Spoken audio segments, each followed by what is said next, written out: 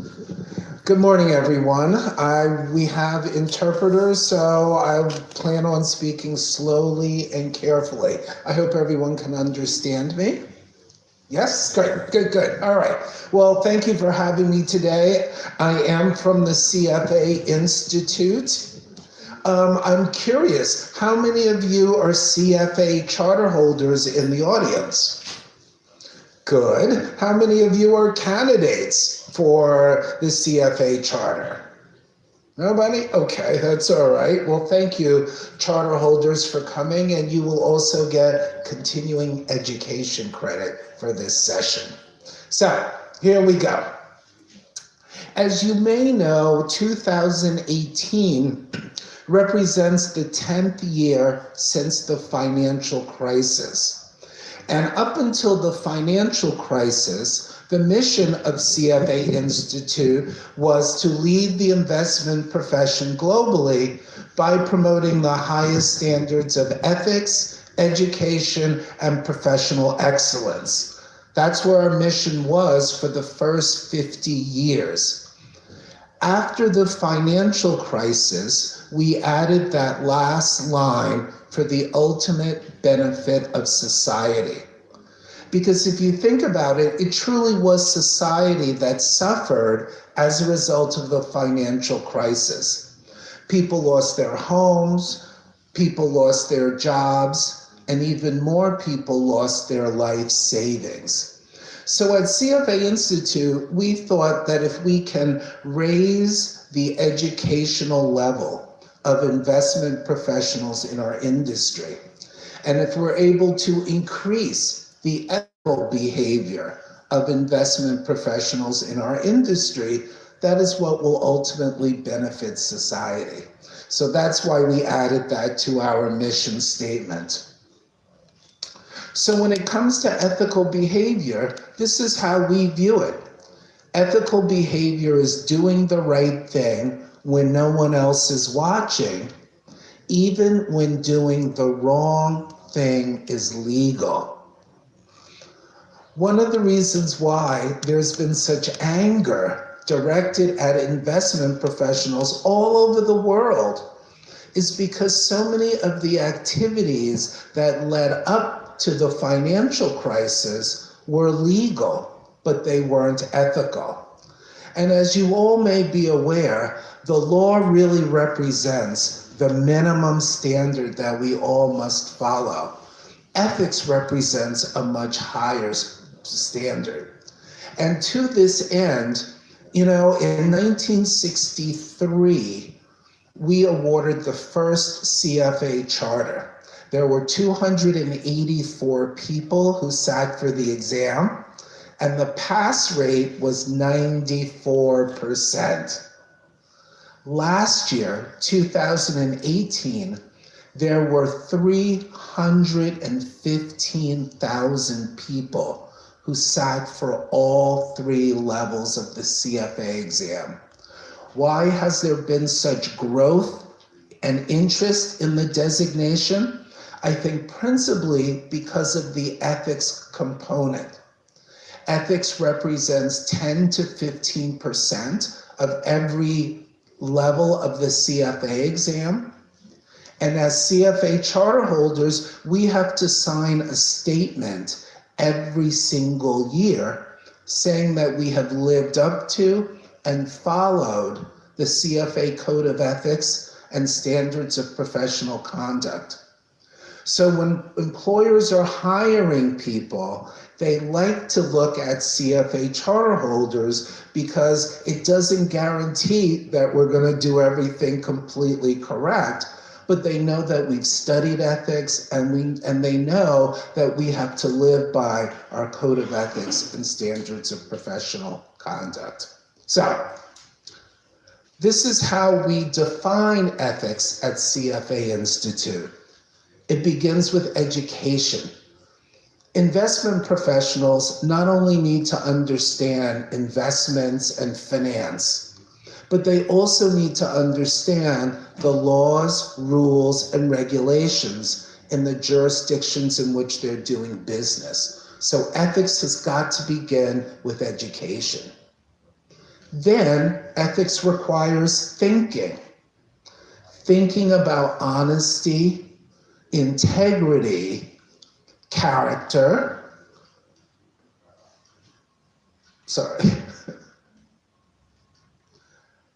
and stewardship. Let me explain what I mean by stewardship.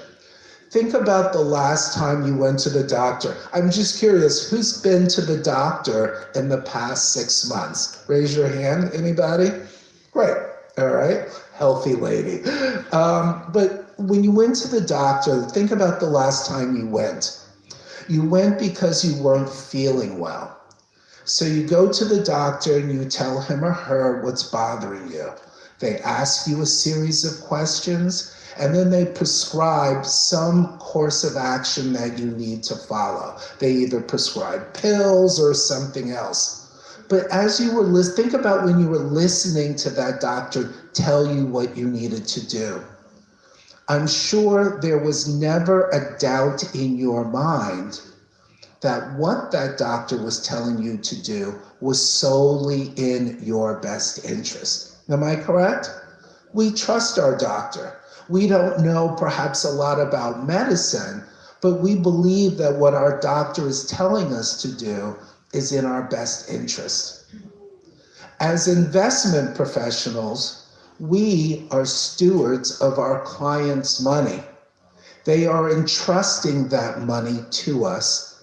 And in return, they expect us to carefully and responsibly manage that money solely in their best interest. So, here's what we're going to do today. On the CFA exam, or most exams that you may have taken in the past, and you've had ethics questions, every question that you were asked to answer had one right answer and perhaps 2 or 3 wrong answers. But in real life, most ethical dilemmas don't have clear right or wrong answers. They fall into a gray area. So I thought what we would do today is this. Investment professionals have told me a number of ethical dilemmas, real life ethical dilemmas that they have experienced. So I'm going to place you in those ethical dilemmas, and then I'm going to ask you to vote. What would you do if you were in that particular situation? Now, in most presentations, the presenter asks you to put away your cell phone, put away your laptop or your electrical device. I'm actually going to ask you to get out that device because I'm going to show you a case, and then you're going to use your cell phone to vote. What would you do in this situation? So if you could go to this website and then put in this code, W626.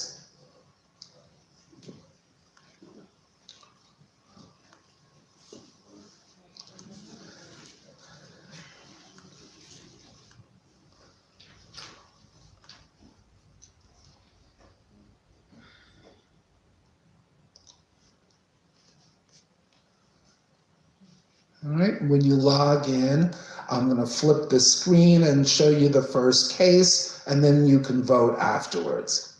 Is everybody with me?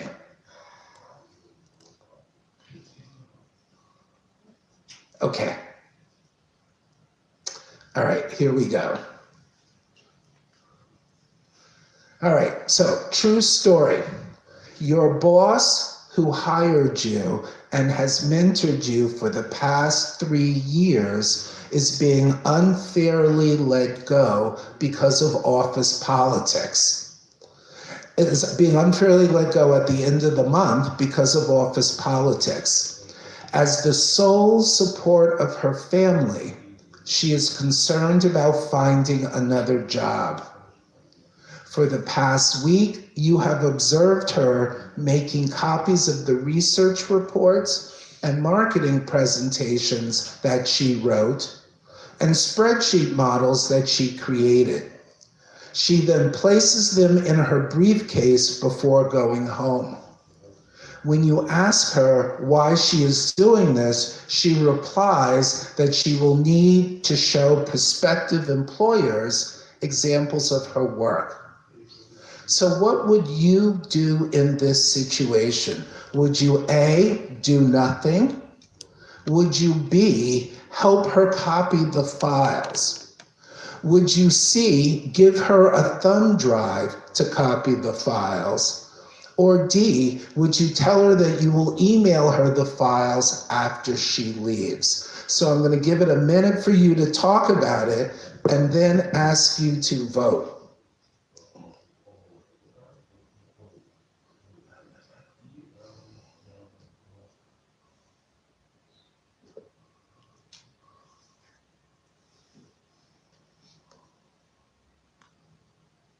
Okay, let's see. You can go ahead and vote. Yeah, there you are.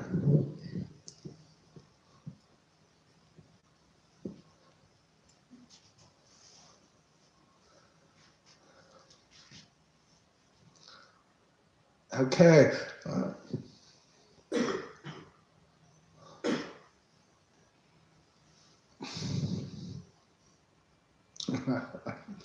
Now,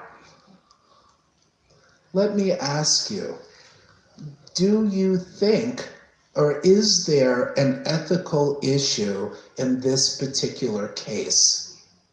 Anybody want to raise their hand and tell me, do you think there's an ethical issue here?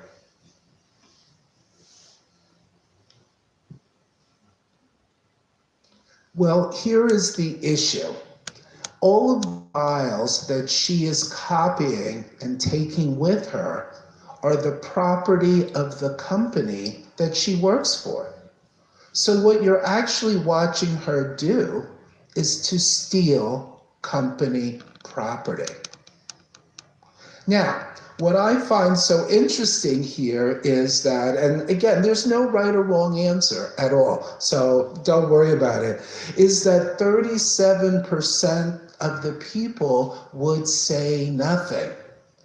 And my question is, if you saw her, and again, I'm not making a judgment, but if you saw her take a laptop or take a computer, a screen and the keyboard and put it in her car, would you say the same thing?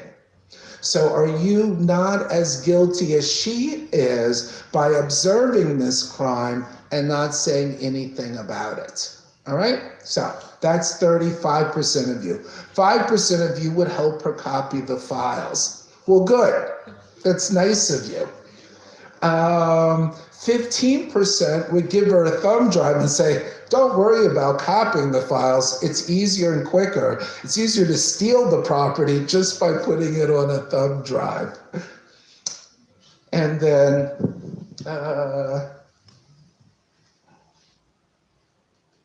okay, oops. Sorry about that.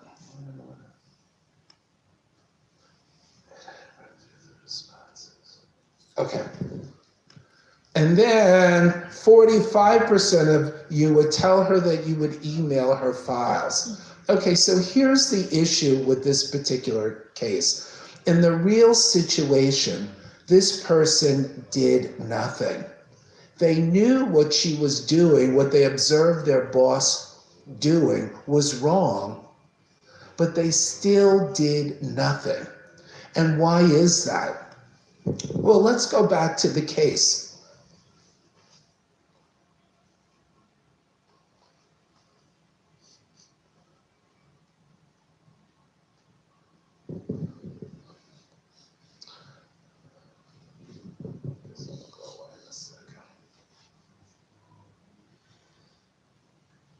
Okay. Many people would not do anything because of this. First of all, this person is your boss. So would you tell on your boss? The second reason is this. This is a person who has hired you and has mentored you for the past 3 years. So here's somebody who supported you. Would you feel like having to turn them in because you've observed them doing something wrong? You know she's being unfairly let go because of office politics. So in some ways you feel sorry for her too. In some ways you may be angry at the company for letting her go this way. So you're like, go ahead, steal the property. I don't care. You deserve it. And then it says she's the sole supporter of her family. She's concerned about finding another job.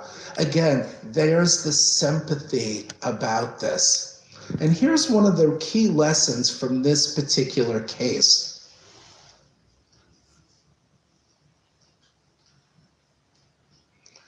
We often make most of our decisions instantly and instinctively rather than rationally and using reason. So we see somebody do something and we instinctively said, I'm not getting involved, I'm not going to do anything, first of all. Second is, we tend to believe that we are more ethical than we really are. All right, so here's my question. How many of you drove your car here today? Did anybody drive here? How many of you think that you are better drivers than 95% of the people on the road? Right? Yes? All right. This is a dangerous question. How many of you think that you're more ethical than many of the people out there? Raise your hand. Okay. All right. More importantly, and this is the point of my presentation, is this. We often make unethical decisions not because we are bad people, but because we're often affected by psychological biases, social and organizational factors, and situational influences. This is what affects our decision making. So here's the key point I want to make is there is a big difference between unethical people and unethical behavior. Good people often make unethical decisions because they think they're doing something to help someone. In the last example, there's a lot of emotion there. Although you were watching someone steal company property, many people said they would either help her or they would let her go ahead and steal it. Why? Because you actually think that you're helping this person. Am I correct? All right, so here's some of the factors that can lead even good people to make unethical decisions. One is obedience to authority. Our boss tells us to do something and we do it. And we often don't question the ethical issues surrounding what our boss is asking us to do. So obedience to authority can affect us. Conformity bias, we have a tendency to follow the crowd. If we see everybody else doing something, we do it as well. Again, without thinking about what are the ethical issues surrounding what all of these other people are doing. The third one is incrementalism, that gradual shift toward unethical behavior. Have you ever heard of the boiling frog syndrome? All right, for those of you who have not, here's the issue. If you take a frog and you put it in boiling water, it will immediately jump out because it can feel how hot the water is. But if you put a frog in cold water and then slowly turn up the heat, the frog will eventually boil to death. Why? Because the frog won't be able to feel the gradual change in temperature. And this is the same way when you do with unethical behavior.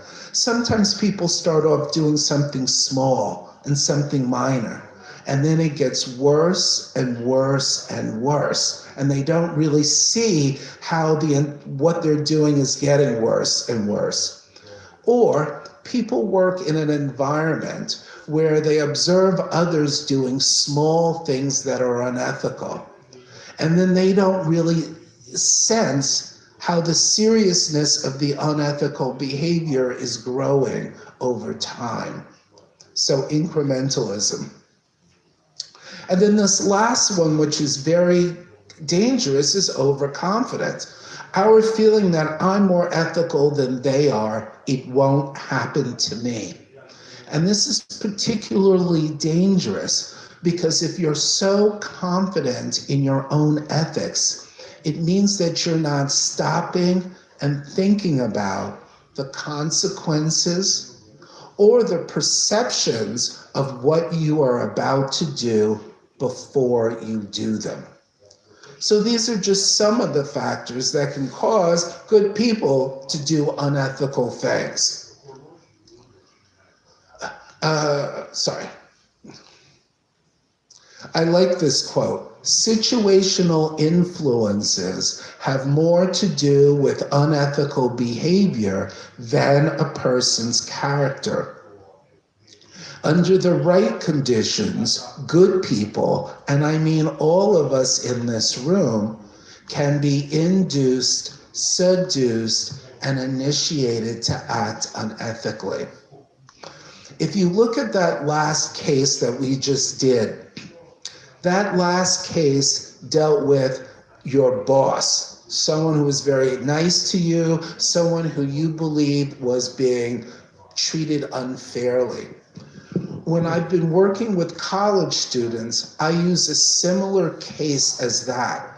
The only difference is in the other case, the person who you observe taking company property is not your boss, is not a friend of yours, is not someone that you know. And when you ask people what they would do, they immediately say, oh, I would do something. I would say something. I would go to compliance or whatever. So it just means that if we know people, or if we have some kind of relationship with them, we're more willing to allow them to do things that are unethical than if we didn't know them. Situational influences. All right, so here's our next situation. Another true story. You recently started a new job as a senior portfolio manager at a pension fund. Previously, you were an analyst for a private equity firm where your last assignment was to analyze Gates, a private biotechnology company. While conducting due diligence on Gates, you learned that the company was completing clinical trials for a vaccine that will prevent a number of diseases. Now, the analysts on your team at the pension fund tell you that they plan to invest in Biomed, a publicly traded competitor of Gates. You believe that the vaccine Gates is developing will have a detrimental impact on Biomed stock. So what should you do? And as a matter of fact, I'm going to change this question. Instead of asking you what should you do in this situation, I'm going to ask you what would you do in this situation? Because there's a big difference between should and would. So A, would you say nothing because you in fact did sign a non-disclosure agreement when you left the private equity firm?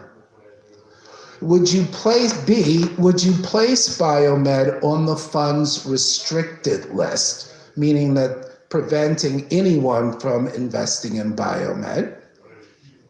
Would you C, discourage the team from investing in Biomed without telling them what you know? Or D, would you tell the analysts everything you know about Gates? Now, before answering or voting on this, ask yourself, in this situation, to whom do you owe a duty to? Do you owe a duty to your previous employer, the private equity firm? Do you owe a duty to your current employer, the pension fund? Or do you owe a duty to the clients, the beneficiaries, etc., who will be investing their money in biomed through the pension fund? So I'm going to ask you to vote on this.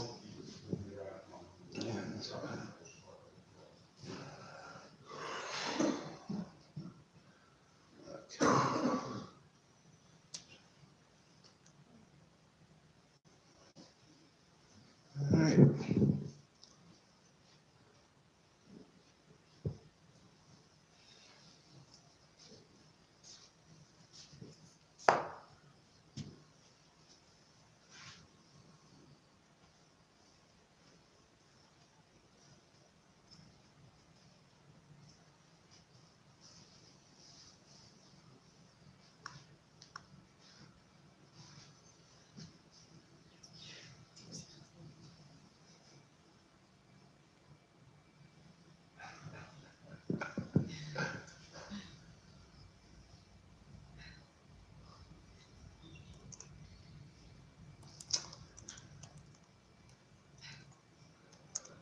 Okay.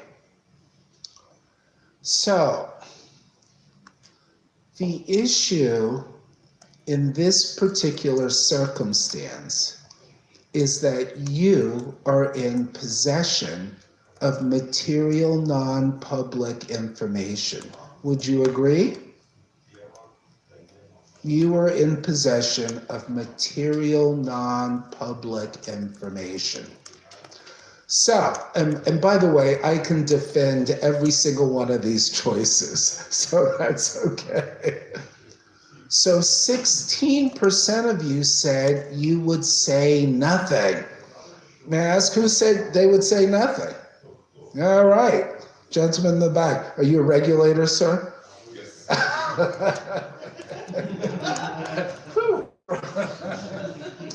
Okay, all right, sir. But I'll tell you. Here's the scenario. You say nothing. The analysts love biomed. So what do?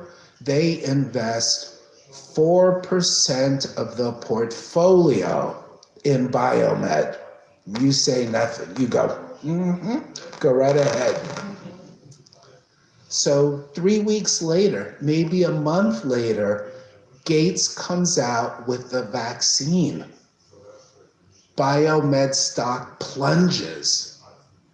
There goes the performance of the pension fund. There goes your bonus for the year. There goes your children's education, perhaps. But you're going to say nothing. Okay, that's fine.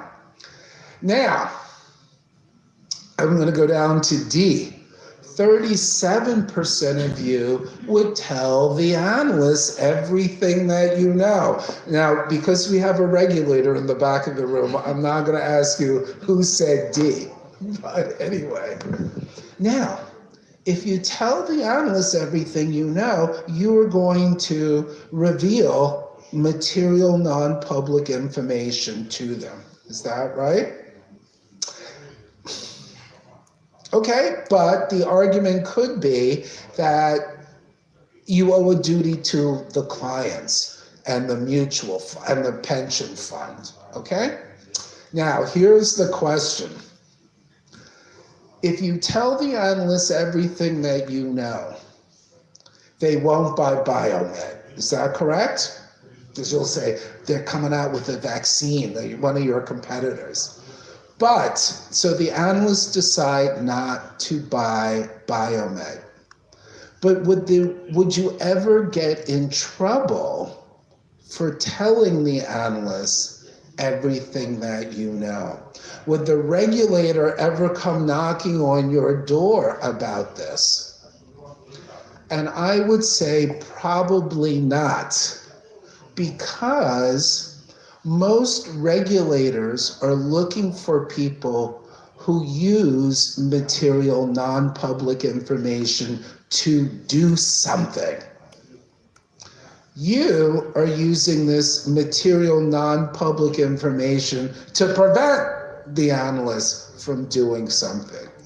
So I'm not saying this is correct. I'm just saying, would you get into trouble for this? Probably not. That still does not make it correct. Okay? So, 32% of you said you would discourage the team from investing in biomed. Well, how are you going to discourage the team without telling them what you know? Right? You're just going to go.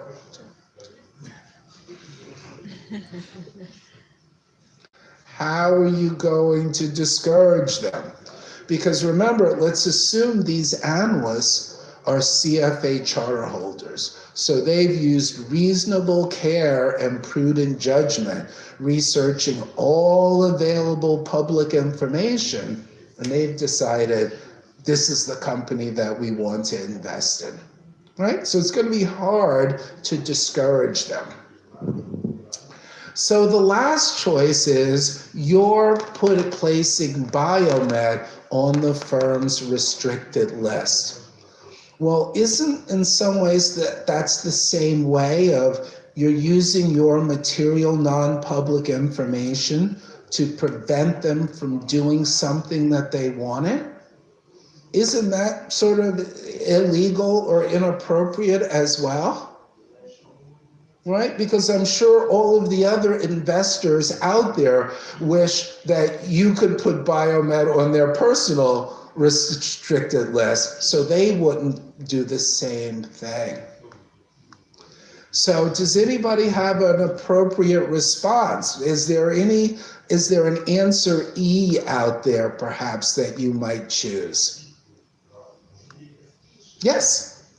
I would still say B, but plus consulting with compliance office on further actions. Okay, so you would still say B, but consult with compliance. Okay? And I have to tell you, that's actually very close to what happened. This individual realized that they were in a no-win situation. In the US, we call it where you're between a rock and a hard place. Do you have that expression here? Doesn't matter. Anyway, so this person realized that they were in a very difficult situation. So they went to compliance. And without telling compliance the details, they said, I have negative information, or I have information that could have a negative impact on one of the stocks that the analysts want to buy. What should I do? So the compliance department met.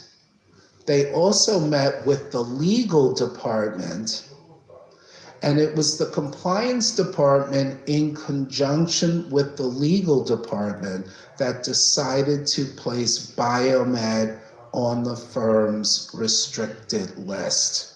So it wasn't you who did it, it was the compliance department, which is a good thing, or not necessarily. Now, here's the point. Many regulators and others do not like what happened. Yes, sir? Question. If the guy didn't say what specific company he knew that information about, how did they put specific company on the restricted list? Oh, okay, so no, the individual said, the analysts want to buy biomed. I have negative information about that could have a bad impact upon biomed. That's what they said. Yes. I have used this case at a number of different companies and different institutions. Some institutions said, we have been in the exact same situation, and we've just let the analysts go ahead and buy the stock, even though we had negative information about it, because that would be using material non-public information to benefit us at the expense of other investors out there. And many regulators don't like what this company did either, because again, they prevented there was information that was used that other people didn't have, that prevented them from making a mistake, although other investors out there would have liked to have had that same information. Okay? All right, so we'll go on.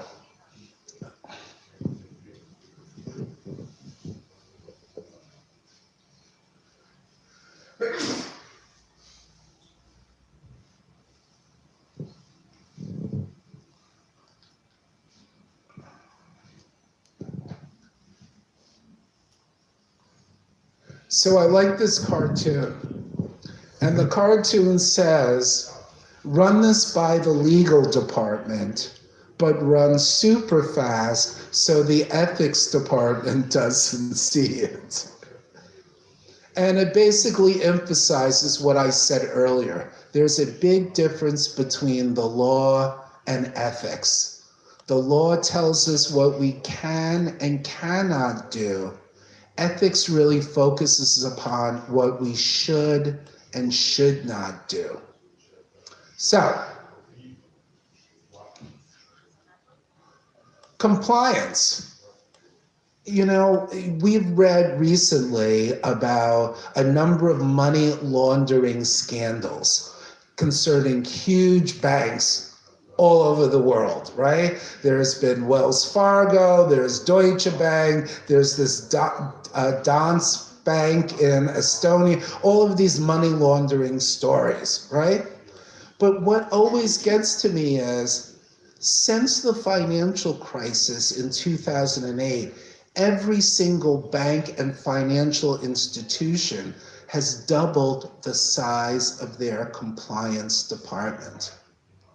Compliance people are very smart and very capable people, yet we still see these scandals continuing, which means that it's not compliance that's needed, although it's very important. There's more of a cultural issue within the organization that has to be established. And as that previous cartoon shows, a lot of companies are doing things to circumvent the compliance department because they know the compliance department would say, no, you can't do that. That is illegal. All right? So, you often hear that expression, tone at the top.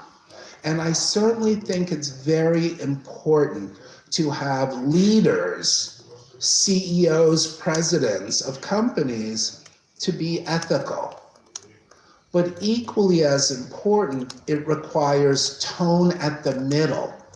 My supervisor, my manager, because no matter how ethical the head of my company is, I don't come into contact with that person on a daily basis. Who I do come in contact with is my immediate supervisor or manager. And if that person is doing things that are unethical or encouraging me to do things that are unethical, that's where the problem lies. Right? Any questions or comments about anything I've said so far? All right. So here's some fundamental ethical principles that I think all professionals, not just investment professionals, but lawyers, doctors, accountants should follow. We should always put our client interest first. That should be the primary thing we do. It's important for us to maintain our independence and objectivity, which means that, accepting gifts or other favors, we probably shouldn't do, because although it may not affect our opinion, it may affect people's perceptions of what our opinions are. And we live in a world today where perceptions are more damning than the actual reality of it. We should always try to avoid conflicts of interest, but some conflicts of interest we can't avoid, in which case we need to manage that conflict. And the best way to manage a conflict of interest is through full and fair disclosure. So our client or our employer can make an informed decision. We live in a world of social media and the internet, so preservation of confidentiality is very, very important and is becoming more important as we go on. We must deal fairly with all of our clients. We can't favor some clients at the expense of others. And whenever we're making investment recommendations or conducting analysis, it's important for us to use reasonable care and prudent judgment. So, there is our CFA Institute Code and Standards, and basically our Code and Standards summarizes or encapsulates those 7 principles that I just talked about earlier. So here's our next situation. You are a securities analyst at a pension fund. One day you have lunch with a friend who's the executive assistant to the president of microtechnology. During lunch, your friend tells you that she has been working late because her boss has been meeting with the president of Pambex Systems. So after lunch, after returning to your office, you learn that Pambex is rumored to be a takeover target. So you purchase shares of the company for your personal portfolio. Later in the day, you tell your boss about the conversation that you had with your friend. Your boss observes that there has been heavy buying of Pambex shares recently, so he purchases shares of Pambex for the fund. So here's the question. You or your boss have purchased shares in Pambex. A, you and your boss were free to purchase shares. B, only you should have purchased shares. C, only your boss should have purchased shares. Or D, neither you nor your boss should have purchased shares in Pambex. So I'm going to ask you to vote.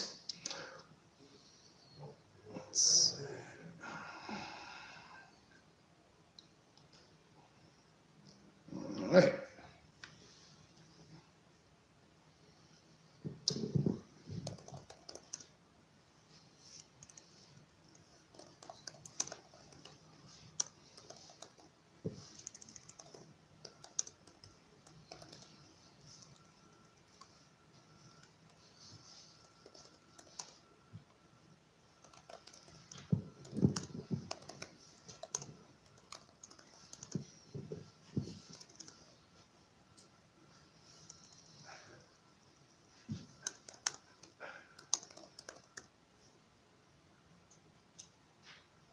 There we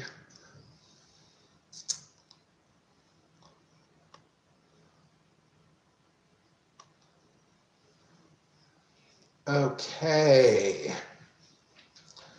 So, let's see how the votes are still coming in. All right. So, how many of you think that this case revolves around material, non-public information? Raise your hand. No? Okay. All right. Yes. All right. So let's see. What do you think is the material non-public information? Is it the fact that they are having lunch or they've been meeting late at night? What exactly is the material non-public information? All right. So here's the situation. Is everyone familiar with Elon Musk? He's the former president of Tesla, right? And is everyone familiar with Jeff Bezos, who's the president of Amazon, right? So if I told you, oh man, I've been working late because Elon and Jeff have been meeting late at night, would you go out and buy invest in either one of those companies just based upon they've been meeting late at night? Probably not. But then if you go back to your office and you see this rumor on the internet that says Amazon is interested in purchasing Tesla, you would say, oh, I'm going to take that piece of information I learned about them having lunch, and then I'm going to combine it with this rumor. Is everybody with me on that? Now, I'm going to put the CFA charter holders on the spot. What do we call that? What do we call that? Yes, sir. Mosaic Theory. The Mosaic Theory. See, I knew it every time. All right, so here's the situation. The fact that these two individuals are meeting is non-public information, but it's not material because just knowing that piece of information is not going to make you act. So you've taken non-material, non-public information and then combined it with the rumor, which is public. And that is the Mosaic Theory, which says that you can use non-public information as long as it's not material and combine it with public information to make a decision. Now, this is where the regulator comes in. Because let's suppose you go back to your office and go, I think I can invest in this, in Pambeck Systems. So you buy Pambeck Systems for your personal portfolio. 3 days later, the takeover is announced and your stock goes through the roof. Now, US, our regulator is the Securities and Exchange Commission. And they would find it very suspicious that you bought Pambeck shares 2 or 3 days before the takeover was announced. So what they would do is they would send you a letter, and the letter is called a Wells Notice. And the letter says, can you come down to our office, and you may want to bring a lawyer with you, so that you can explain to us why you just so happen to buy this stock. So, you get a lawyer, you have to tell your boss, you have to tell your company, and probably the regulator is going to charge you with insider trading. So what's going to happen? The pension fund is probably going to fire you. And then instead of hiring one lawyer, you're going to hire an army of lawyers to fight this suit. And there goes all of that money that you just earned on this stock. 6 months later, 9 months later, after going to court, the regulator says, I think you're right. That was the Mosaic Theory. You're not guilty. Now what do? You take that not guilty verdict, you staple it to your resume, and you start looking for another job. Do you think anybody is going to want to hire you after that? Probably not. So here's an example where you actually won the war, but you lost the battle. Okay? Something to keep in mind. Now, 2 other issues with this particular case. One is front running. Have you ever heard of the term front running? That occurs when you buy a security for your personal portfolio in front of your clients buying that same security. In this particular case,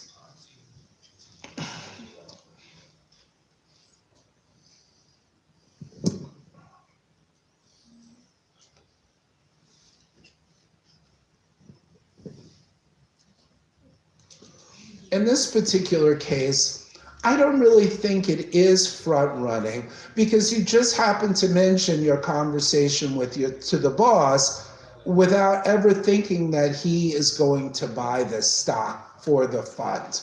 So maybe not. Have you ever heard of Warren Buffett, who owns Berkshire Hathaway? He's a big billionaire in the United States. Well, his second in command a couple of years ago was a gentleman by the name of David Sokoloff. He was the second in command at Berkshire Hathaway. So David purchased stock in his own personal portfolio of a company called Lubrizol. It was an oil company. Bought it, enjoyed it, whatever. A couple of months later, he has lunch with Warren Buffett. And over lunch, during a conversation, he tells Warren Buffett, oh, I invested in this company, Lubrizol. It's a really great company. I think it has good growth prospects, etc. After lunch, they leave. And about 3 months later, Warren Buffett buys Lubrizol for Berkshire Hathaway. Well, it comes out in the news that David Sokol owned shares in Lubrizol before Warren Buffett bought it. Big headlines, lots of, negative press, etc. And David Sokol is forced to resign from Berkshire Hathaway.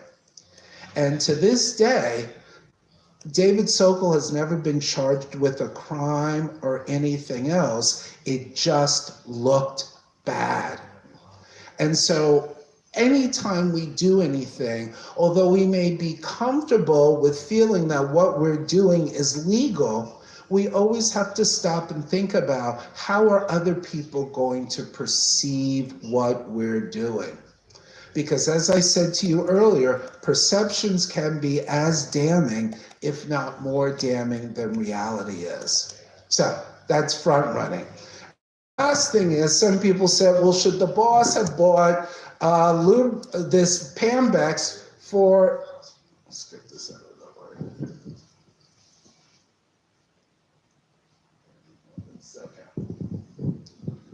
So should the boss have bought Pambex shares for the pension fund? And I'd say probably not, because he hasn't really done a lot of research with the pen. All he does is he hears the rumor about Pambex, sees that there's heavy buying, and is that enough reason to invest money in a company? Some would say probably not. All right, so anyway. Rationalizations. We use rationalizations to justify our reasons for not taking the right course of action. So here's an example. Why didn't you say anything when you saw your boss copying and stealing company property? You rationalize it because you kind of feel guilty about it, but you rationalize it by saying, well, she hired and mentored me, or she's being unfairly let go, or she needs this material to find another job. Rationalizations provide the justifications or reasons for not taking the right course of action. We use rationalizations to neutralize ethical intent by reducing the negative effect that a company's performing an unethical act. We use rationalizations to justify behavior that is inconsistent with our own opinions of ourselves. And lastly, we use rationalizations to change our perception of a situation or social environment to defend or excuse our behavior. So here's a quote, which I think is a great one. There's never been an act done since the beginning, from a kid stealing candy to a dictator committing genocide, that the person doing it didn't think he was fully justified. That's a mental trick called rationalizing, and it's done the human race more harm than anything else you can name. So here's some common rationalizations. Everybody else does it, so it must be okay. That's the way they do it at firm X. So if they're doing it at that firm, why can't we do it at our firm? If we don't do it, somebody else will. This is the way it's always been done. So why don't we keep on doing it? It doesn't really hurt anyone. It's not a big deal. My favorite, he or she deserved it. It's not my responsibility. And this last one, that newer or younger entrants into our industry are most susceptible to, is this need to belong. I want to be a team player. I want to be loyal. And if you look at anyone who has been prosecuted as a result of the financial crisis, whether it was in London, whether it was in the US or anywhere else, most of the people who have been prosecuted have been young. They've been in their late 20s or their early 30s. And these are people who've been quite successful, but they were obeying their bosses, they were being supported, they were doing whatever. So it's always the younger people who sort of get in trouble. They're the ones who are being exploited, not their bosses. So I'm going to wrap up here, but I want you to say, how can you resolve an ethical dilemma? Well, the first thing you need to do is acknowledge, hey, there is an ethical dilemma. See that there is a problem. Determine who is faced with and owns the problem. In the case of the files, if you weren't the one who was stealing the company property, but the fact that you saw someone steal it and didn't say anything, that then became your problem. And in many firms now in the United States, if you see someone committing a crime or doing something unethical, and don't report them, you can get in as much trouble as they are, because the firm feels you're as guilty as they are if you didn't step up and say anything and report it when you saw something being done that was inappropriate. So, gather the relevant data.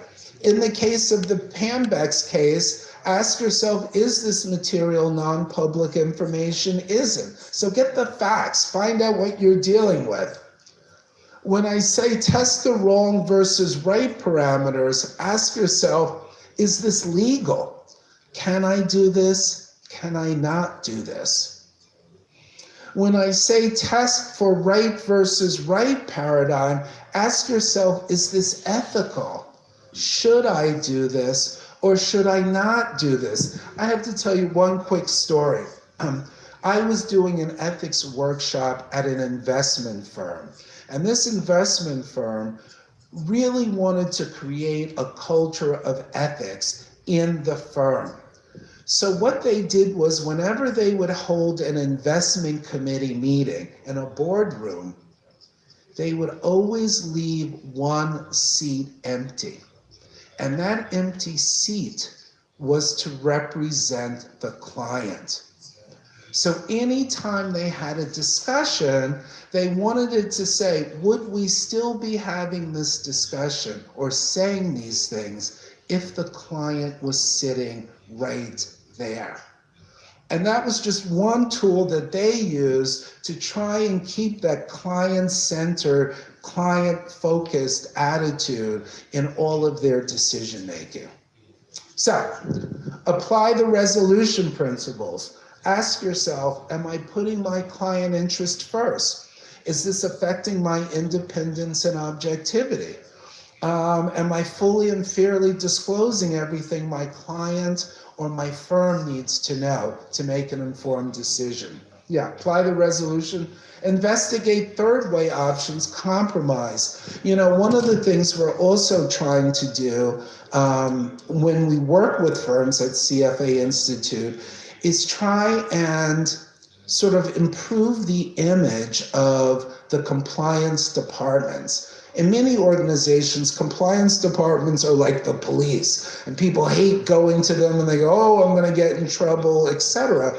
But in most organizations, the purpose of compliance is also to help people stay out of trouble. And that's what they're there for, is when you do have difficult situations, to call upon them and let them handle it as opposed to you handling it in some way or the other. So investigate third way options, make a decision, and reflect on what you've learned from the decision. And I'm going to leave you with this one last quote.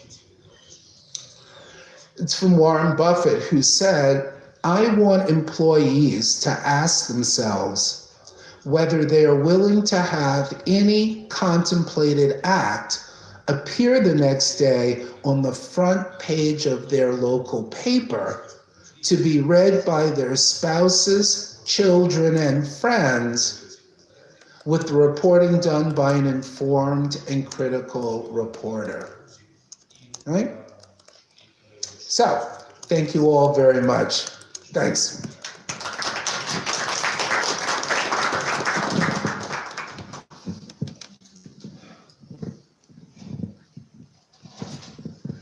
Any questions or anything?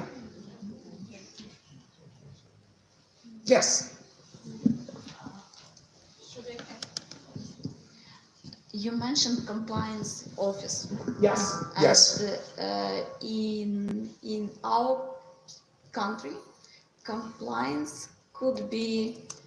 My question is about subordination of compliance office, and the response of the compliance office if it is subordinated to the executive line of the company. Yes. And in my experience, not always compliance is doing right things because of this subordination. Mm-hmm.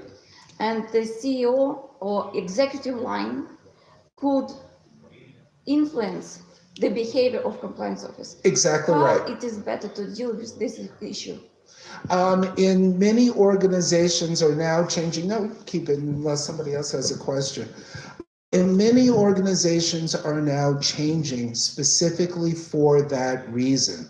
So now the compliance department reports to the board of directors or someone designated on the board of directors. So if you are in the compliance department and you see an officer, like the vice president or someone else doing something wrong, you have an independent person who you can report this to. So in many organizations now, the compliance department no longer reports directly to the president or the CEO. There is the general counsel, the lawyer, the legal department, or the board of directors is where they report directly to, so that any decisions that they make are not influenced by the president or the CEO. But I know that's not the case in many organizations, not only here as an example, but also in the United States or whatever. But best practices now for any organization, and in terms of corporate governance as well, is you go into a company, the first question that they ask is, who does the compliance department report to? And if a company says, oh, we really want to support ethics, etc., but the compliance department is not independent, then you know that they're not really serious about it. Very good question. Yes. First of all, thank you for a great presentation and inspiration we got. And my question is, recently we saw that some departments responsible for compliance and integrity were recalled as the ethics department.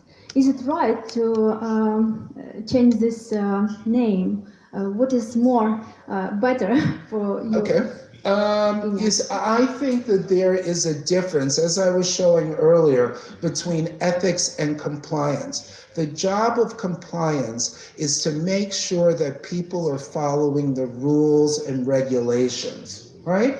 And that's it. That's really, Ethics really takes it a step further. As I said, compliance can tell you, yes, you can do this. Ethics will ask, even though you can do it, should you do it? And that's a different question. So there is a difference. And as I said to you earlier, banks are still doing things that are wrong. They're still laundering money. They're still doing all these other things, even if there is a compliance department. And then sometimes people are circumventing the compliance department. But in other circumstances, the compliance department says, this is legal. You can do it. And that doesn't mean that you should do it, you know? Just another quick story. Do you remember Enron Corporation, the oil company that went bankrupt back in 2000? Well, one of the people involved in Enron, their CFO, Andrew Fastow, is someone who I've gotten to know over the years because we've done a number of speaking engagements together. Two things about this. Andrew Fastow won the CFO of the Year, was awarded CFO of the Year in 1999. Maybe it was 2000, I don't know, for all of the financial engineering that he was doing. In 2001, he went to jail for the same things that he won CFO of the Year for, because the problem was he would ask the lawyers, is this legal? And the lawyers would respond, well, it's not illegal, which is a completely different thing.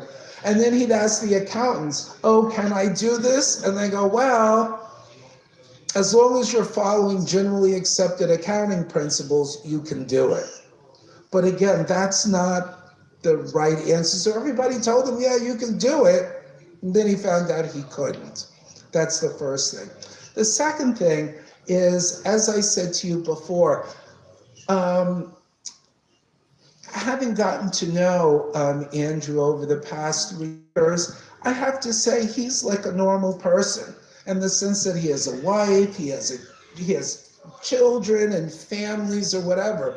We sometimes have a tendency to demonize people who do the wrong thing. And I'm not here to say, oh, Andrew is a perfect person or so, but what I'm saying is that people who do unethical things are normal, just like we all are. You know what I mean? It's not like he has a tail and horns and a pitchfork or whatever. He did do the wrong thing, no doubt about it. But again, he's kind of like everybody else out there. Yeah. Anybody else have questions? All right. Yes. Unfortunately, in our country, promoting ethical and professional behavior, honesty is a bit challenging, because we have cases of billions bankruptcy, like Maria case, Avantgarde, close to this stage. And the people who did things which led to bankruptcy and loss of money were not having negative results. Right. And still these people are part of the society, and this society sees these examples, and there is no anything preventing such cases in the future. Okay. What would you advise, and what is the experience of other countries when prosecution and other barriers or examples how to behave better are not working? Okay, you know, it's been my pleasure to have the opportunity to travel all over the world with CFA Institute. I've been to Latin America, I've been to Argentina, I've been to Nigeria, I've been to many countries. And people always say to me, well, in my country, things are not this way, or we're not this, whatever, like you just said. And my response is, have you read the papers lately to see what's going on in the US? So the US is not this paragon of virtue. And as I started off saying earlier, there were a lot of people and a lot of activities that precipitated the financial crisis and the banking crisis in the United States. And many of those people are still leading corporations, are still running banks and everything else. So it's not, I know maybe here it's a little bit more extreme, but I do have to say, unfortunately, that these things go on everywhere, you know, and unfortunately there are people who get away with it, you know? Yeah. I don't know if that's the right answer, but it's just the reality of it. Yes.